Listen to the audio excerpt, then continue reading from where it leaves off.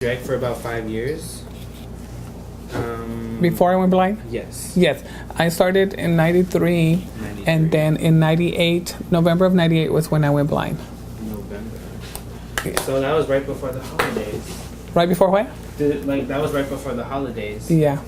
So I spent the holidays in the hospital that year. Dang. The end of 98. That was not my favorite year. So, you were in the hospital. Like, after you got out the hospital, did you do like drag immediately? How did you recover? Because I was in a coma for 2 weeks. My heart has stopped twice. They had signed a paper that if my heart were to stop a third time, they were just going to let me go. They weren't going to revive me. But I pulled through, and I was supposed to be paralyzed from the neck down. So because I had a brain meningitis and a spinal meningitis, so they didn't think I was going to live, and I was supposed to be paralyzed from the neck down.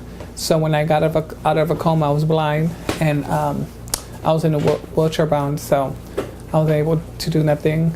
I had to go through physical therapy to try to get everything back, and so I was in the hospital for like 2 months.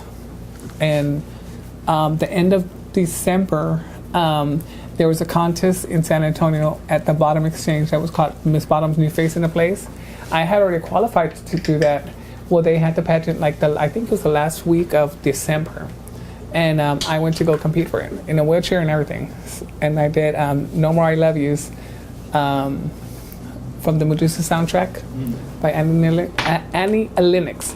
So I did that for talent with the wheelchair and with bandages over my eyes and all that. So I competed that. And a lot of people were upset because they thought it was too early for me to go back onto the stage. But I wanted to keep going, and that was my drive, was to, continue on with my passion, because this is what I love to do. So that's what kept me going and made me stronger. So. And so you've just been nonstop.